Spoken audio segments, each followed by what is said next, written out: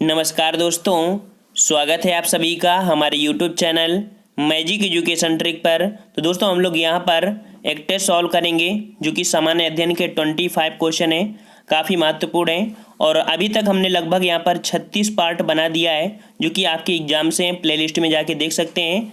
और अगर आप नए हैं तो चैनल को सब्सक्राइब कर लीजिए, बेल आइकन को दबा लीजिए ताकि प्रत्येक वीडियो की नोटिफिकेशन आपके पास आ सके।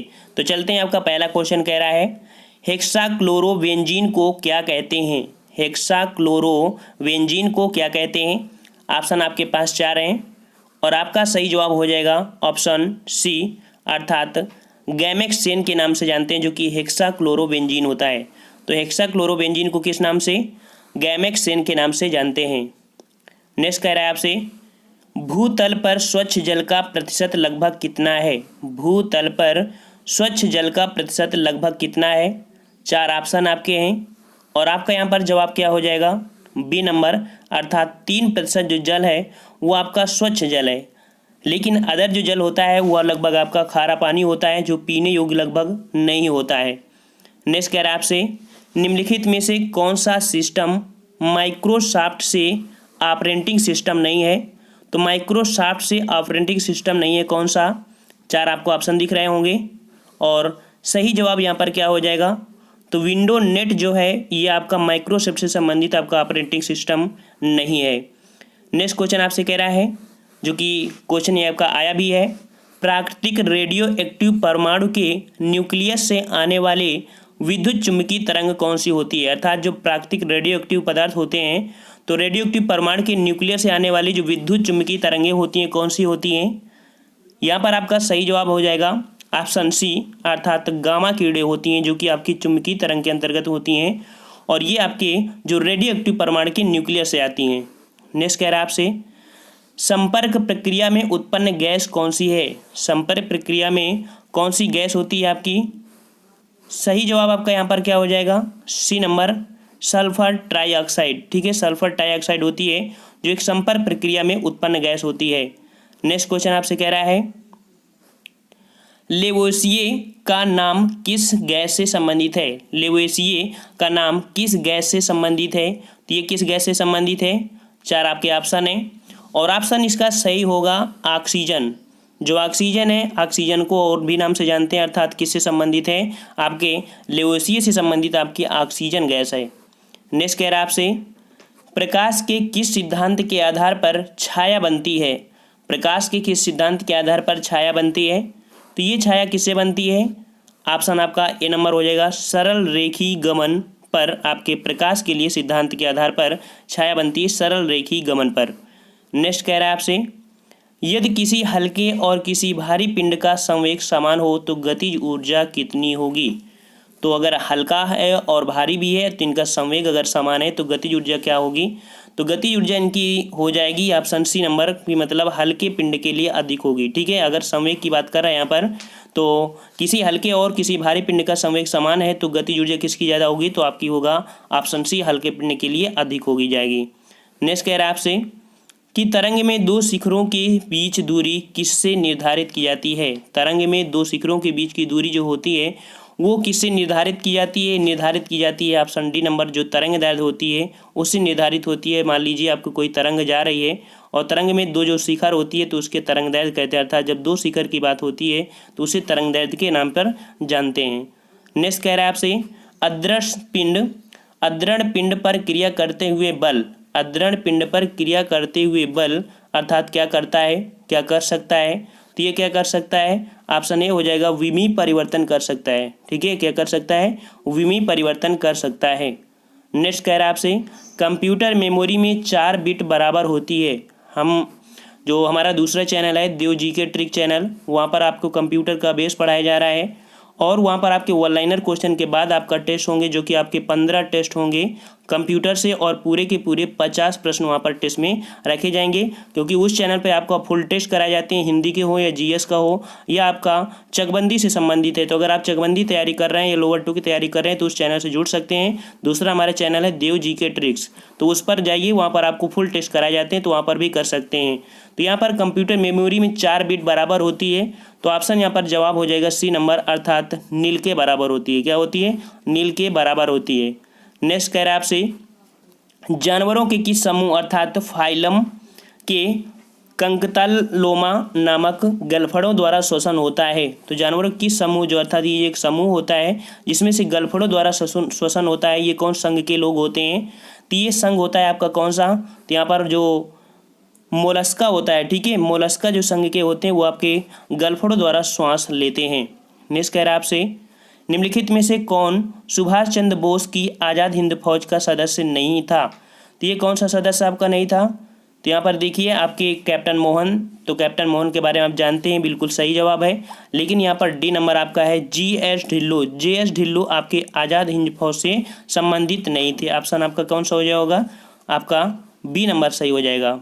नेक्स्ट कह रहा है आपसे, निम्नलिखित में से किस विदेशी बैंक की भारत में अधिकतम शाखाएं हैं? इतनी बार क्वेश्चन आपसे पूछा गया है कि निम्नलिखित में किस विदेशी बैंक की भारत में अधिकतम शाखाएं हैं, तो अधिक शाखाएं जो आपकी हैं, आपका जवाब हो जाएगा यहाँ पर कौन सा? सी नंबर, जो स्टैंडर्ड चार्टर्ड बैंक है वो उसकी बैंकें हमारे भारत में सबसे ज़्यादा हैं।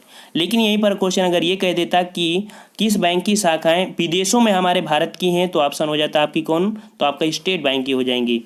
चलिए नेक्स्ट क्वेश्चन की ओर। क्वेश्चन आपसे कह रहा है, निम्नलिखित में से कौन सा विद्युत का चालक है? विद्युत का चालक अर्थात विद्युत का जो चालक होता है वो आपका हो जाएगा यहाँ पर सी नंबर, जो जल होता है आपका वो भी लवण जल, मतलब शुद्ध जल नहीं होना चाहिए। शुद्ध जल मतलब ये होता है कि जैसे बरसात की थोड़ी देर जो बारिश होती है उसके बाद जो कलेक्ट कर लेते हैं पानी, तो वो शुद्ध पानी होता है जिसको बैटरी में डालते हैं।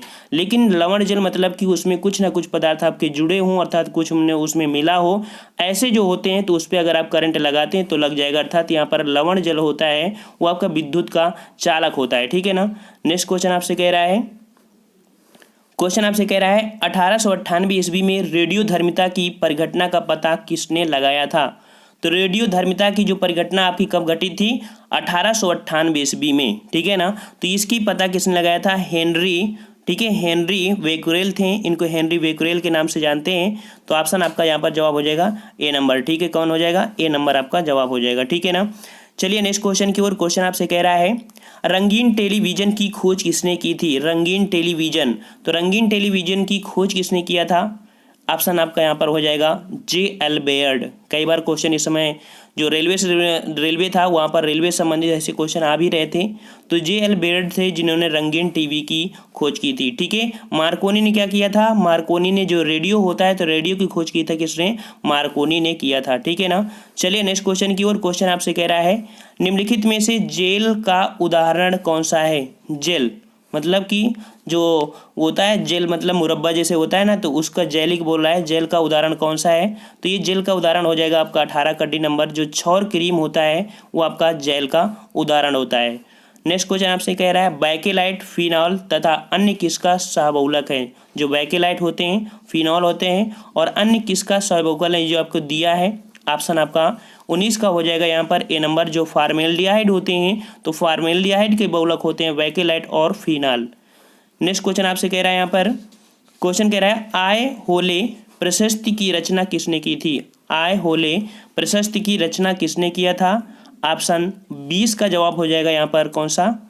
ऑप्शन डी हो जाएगा, रवि कीर्ति ने किया था आय होले प्रशस्ति की रचना। नेक्स्ट क्वेश्चन आपसे कह रहा है, बुद्ध का जन्म कब हुआ था? बुद्ध का जन्म, तो इनसे जुड़े हुए क्वेश्चन आपको एक जरूर मिलेगा, कहीं ना कहीं से इनसे कुछ भी पूछ सकता है। इनकी बौद्ध संगीतियाँ पूछ सकता है, जो कि 4 बौद्ध संगीति हुई थी।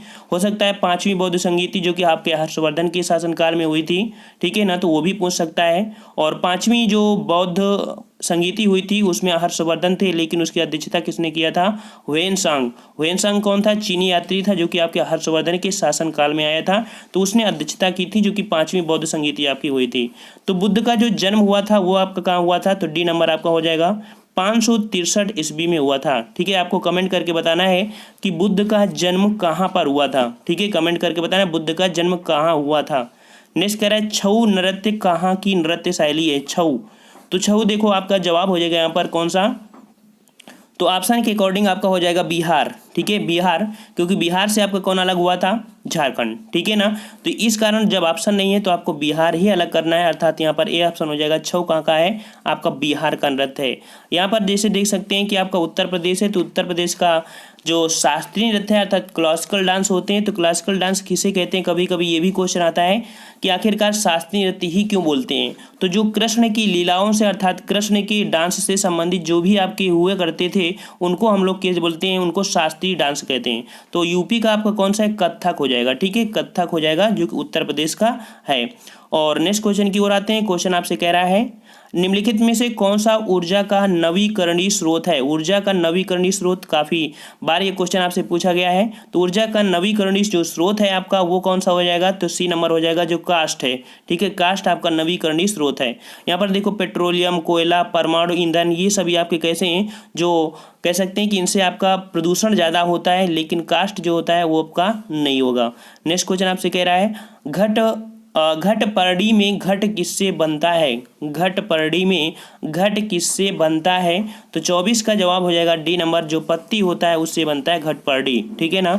और लास्ट क्वेश्चन जो कि 25 नंबर आपसे पूछ रहा है, और 25 नंबर कह रहा है निम्नलिखित में से कौन सा उर्वरक जैव उर्वरक है। जैव उर्वरक, तो जैव उर्वरक क्या हो जाएगा यहाँ पर, तो आपका बी नंबर हो जाएगा, राइजोबियम संवर्धन संबंधी जो होता है वो आपका जैव उर्वरक के अंतर्गत आता है, ठीक है ना। तो ये आपके 25 क्वेश्चन हमने यहाँ पर कवर किए हैं। अगर आपको अच्छा लगा है तो वीडियो को लाइक भी करिए, नए तो चैनल को सब्सक्राइब कर लीजिए, बेल आइकन आपको बना दीजिए, मतलब बेल आइकन को दबा देंगे तो हमारे जितने भी आपके वीडियो हैं सभी आपके पास आते रहेंगे। और प्ले लिस्ट बना दी गई है तो आप प्ले लिस्ट में जाके देख सकते हैं, ठीक है ना। तो हमने यहाँ पर क्वेश्चन आपको कमेंट के लिए दिया है कि गौतम बुद्ध का जन्म कहाँ पर हुआ था, बिल्कुल इजी क्वेश्चन आपको दिया है। तो चलते हैं यहाँ पर नेक्स्ट वीडियो में, तब तक के लिए धन्यवाद। जय हिंद, जय भारत।